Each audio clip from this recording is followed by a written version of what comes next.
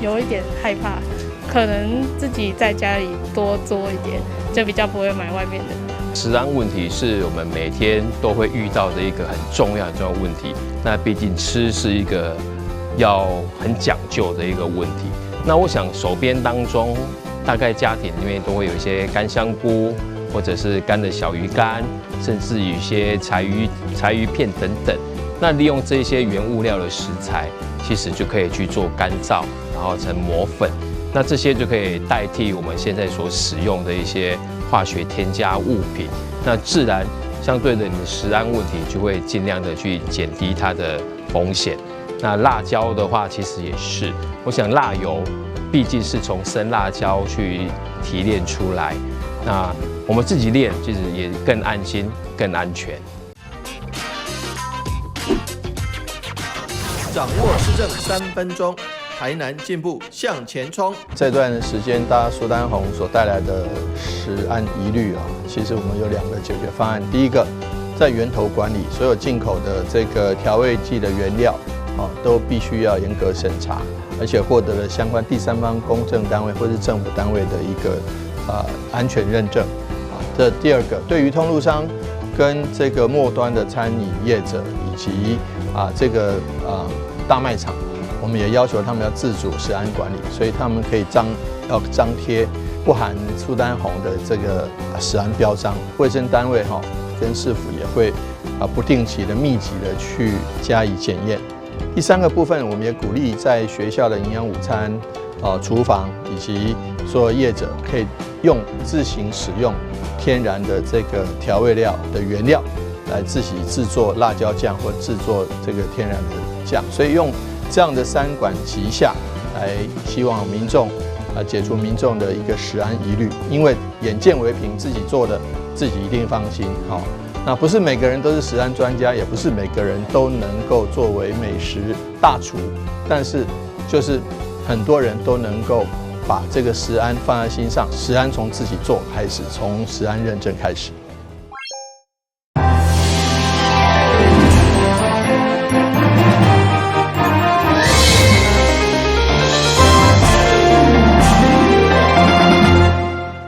大家好，我是杨顺怀，欢迎收看4月1号礼拜一的中嘉台南地方新闻。创世基金会要筹建第18间安养院，在安平游艇酒店举办公益活动，展出的所得将全部作为花莲婚姻的经费。创世基金会创办人超庆公益活动，4月1号在安平福尔摩沙游艇酒店盛大开幕，邀请到台南市社会局长卢宇聪、市员陈怡晶、詹贝雅议员服务处执行长欧正豪等贵宾共同出席，做伙来做公益。开幕！哇，掌声鼓励我们的福尔摩沙游艇酒店的公益画展，开幕茶会正式开始。所有的现场的画作呢，都是我们曹会长呢一笔把它勾画出来的，那非常不简单。那创世基金会呢，在我们台湾一共呢有17家的这一个院所，那现在要加1了，就是呢花莲院所也将要呢来成立尽一个企业社会的一个责任那也能够协助到我们曹先生曹创办人的一个心愿。那我们希望我们有一种灵活的力量，然后希望我们把整个有一些捐献的部分，我们都放在我们的课程里面希望客人在入住的时候也献出他的爱心。歌手林奕星也再来小提琴以及歌唱表演，用家己的才艺，希望号召歌迷朋友斗阵来关怀创世事物灵。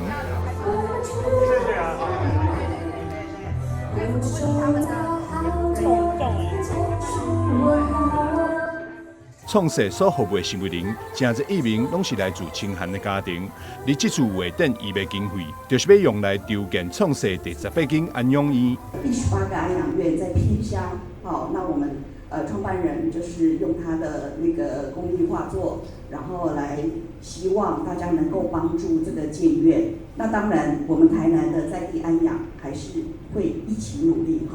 那所以呢，这一次目前我们知道的很确定的就是有6幅画已经有人认购了。伫画展开幕这天，创西南院也当场预备出600画作，分别是曾子南文化基金会执行长范思云、南台头家娘协会会长洪庆惠等善心人士的爱心。另外，嘉安幼儿园园长陈宣凤也捐出1万的善款，协助创西基金会作为照顾清寒植物人的经费。记者张秀维采访报道。台南市县李克为响应华山基金会计划，结合地方人士以及企业，共同捐赠1批白米、泡面甲现金，相当有爱心。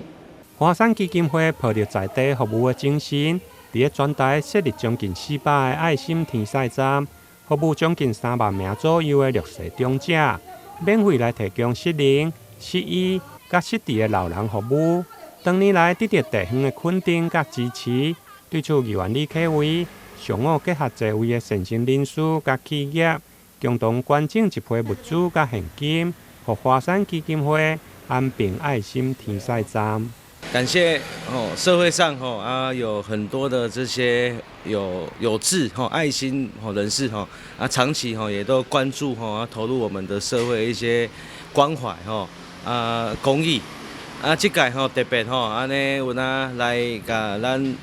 华山基金会安平站这样送暖今天我们在服务处也有这个捐赠的这个一些奖助金还有一些物资有泡面有白米也有3万块的一个奖助金也希望可以对这个华山基金会他们的业务推动上面能有所帮助咱在华山基金会有等顾照顾我们地方的一些长者都有相当好的一个表现我们也很感谢他们这个对社会带来很多的一个注意也希望社会各界可以共同来关心让我们这样子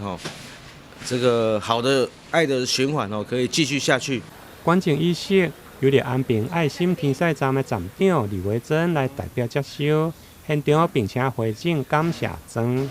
华山基金会安平天使站呢，我们在地服务将近100位的弱势长辈，那他们都是3失，可能是失能、失智跟那个独居长辈。那非常感谢，就是在地我们李启维市议员呢，长期都很关注我们在社区里面的服务，那也协助我们连结，像潘敏杰师姐这一次，还有很多善事，他们都会长期捐助爱心物资，让我们作为每个月到宅访视的那个物资物品。那还有就是捐助我们的常年服务经费，你看帮助我们可以在地持续的协助这些长辈们。这届捐赠的物资包括白米359包、泡面21箱，以及现金3万块，拢是由民间善心人士甲企业主动来响应，希望借此会用的抛砖引玉，吸引更多民众做伙来加入守护天使的行列，帮助弱势长者。台南新闻林英根采访报道。DK 乡市响应台南400特别举办明清文物展。当中展出部分的佛像、匾额以及经书，要让大家了解台湾早期佛教的发展。台南市 DK 乡市创建于明朝永历年间，高达超过300多年的历史，是全台湾第一座佛寺。这摆特别为3000多件的文物当中，挑选出明清时期的文物做展览，以人物的观念、人物的概念去串联所有竹溪市在明清2代的文物，包括匾额、包括佛像，还有一些文献，还有诗词。然后，因为如果把人物放在这一些物件里面，竹溪市的历史就会很生动的呈现出来。展览有展出清顺治12年的佛经、灵书净土文。还有大家熟悉的辽南世界匾额，以及3块乾隆时代匾额，其中上特别是这块万岁牌，相传是伫日治时期号名为DK 乡市了后，第一代主持给恩法师所保留落来的。那这个牌呢，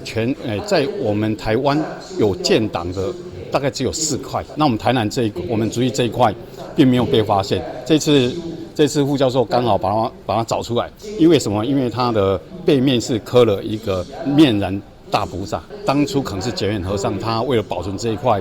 牌子不要被被日据被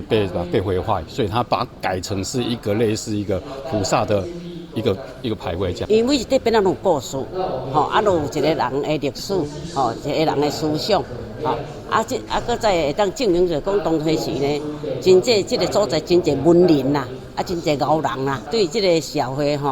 会较像人咧读册啦。市内嘛有着2座明代时期的观音像，这摆展出的可能是上早佛像之一。未来文物馆落成了后，嘛将和日治时期的文物结合，举办跨世纪展览，让大家了解台湾佛教的历史。台南新闻出怀采访报道。今年是台南400，台南市文资处特别设计一款桌仔耍。结合政治、民生、宗教等主题，结合无同的代表人物及历史事件，让大家轻松认识台南的文史。桌顶的桌仔耍看起来普通，要搁详细看，内面包含台湾的历史。这款叫做《府城寻踪》，分做河地、清朝以及日治3大时期。手牌嘛分别代表各时期的人物、文化及建筑。然后我们就把它设计在同一个时代，让玩家实际在玩的时候发现，原来在这个时期真的我们可以这个点出现了这个建筑，那个点呢，在隔年又翻修，我们就发现这个就出现在台南的文化里。就很符合我们重现那种台南的那种感觉。当你抽到那个万元素牌的时候，其实你就要去相对应的，就要有一些选择。好，所以到柜这几年，这将近50几个万元素的这个重组。然后它形成一种游戏的机制啦。玩家透过文化元素牌去分配各种资源，得到分数。游戏上紧15分钟就当完成。说明手册内有卡牌历史文化知识。地图嘛会当规划出台南旅游景点路线，会当借着创意，得到无同的游戏趣味体验。做侪古迹啊，拢会画伫面顶，就是咱平常时咧行，伫台南咧行的时阵，你会去拄着古迹啊，即马出现伫咱的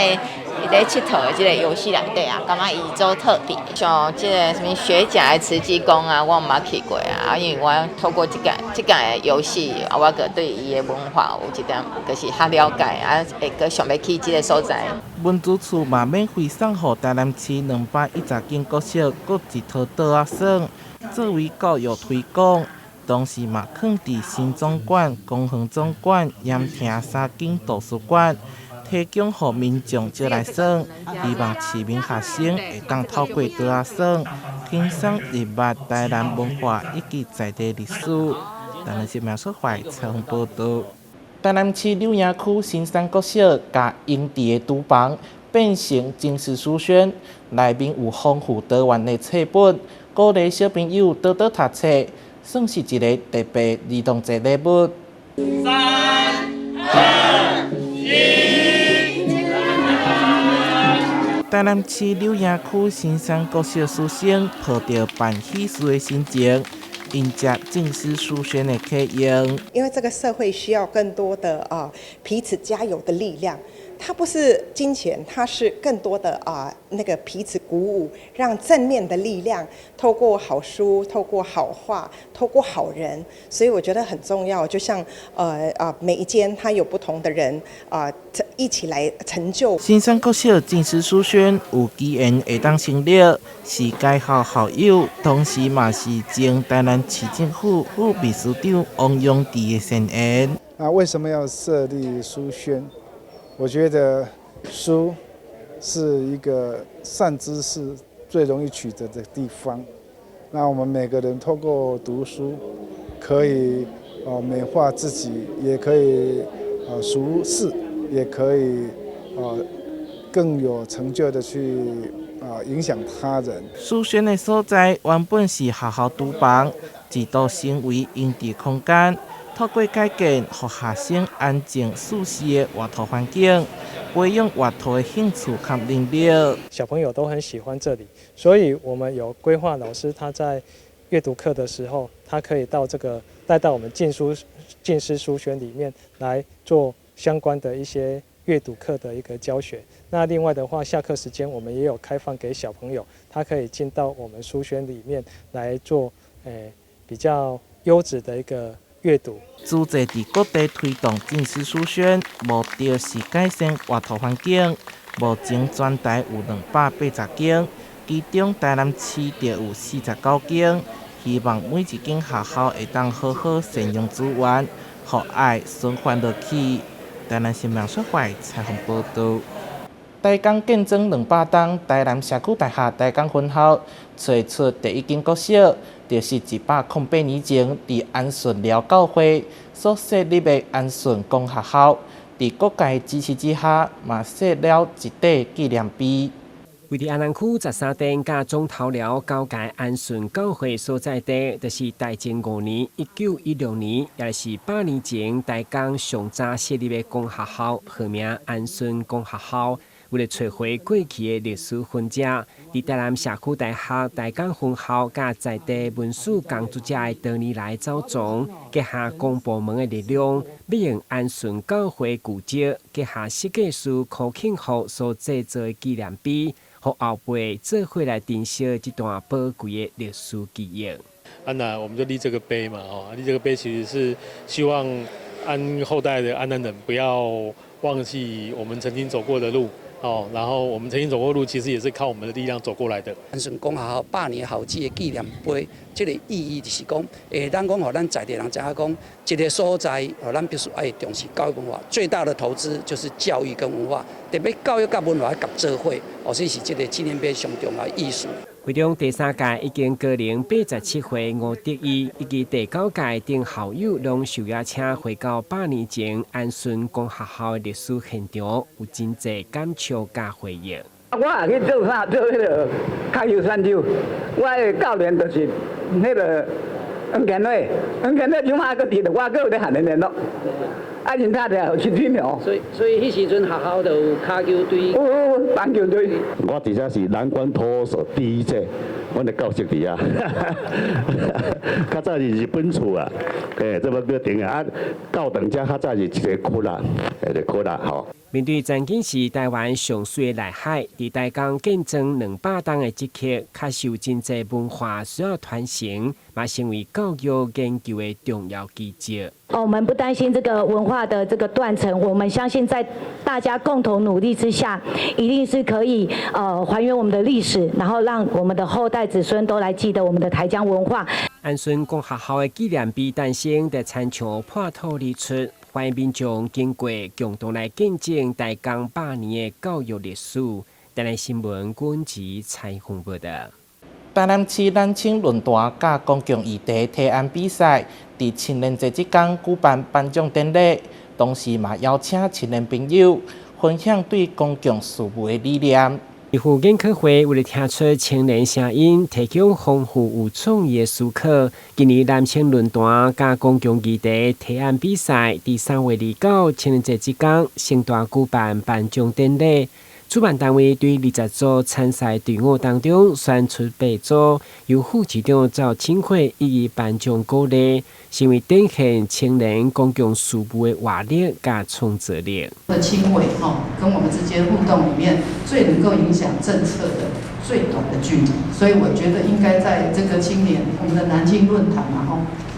还有这个提案的部分呢，将来都要做更多的交流，让这个年轻人跟我们的公部门不要脱节，而甚至把他们的创意融合在我们的政策里面。我觉得这个是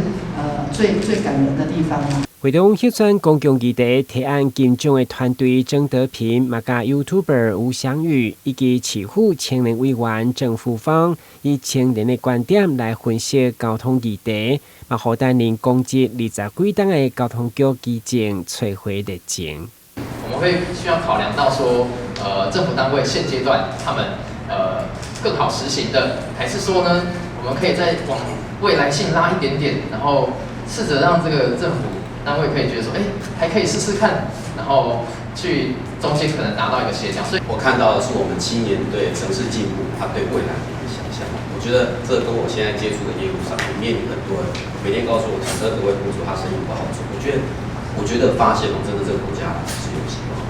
112年公共议题提案，除了上大近城外交通优先，要青年人甲原住民长辈交流，以及幼儿教育等等，成为青年公共参与的行动力。今日新闻军事采访报道。台南市重视社甲运动的发展，伫109年成立专业场地，这嘛是全国唯一专门训练选手的道馆。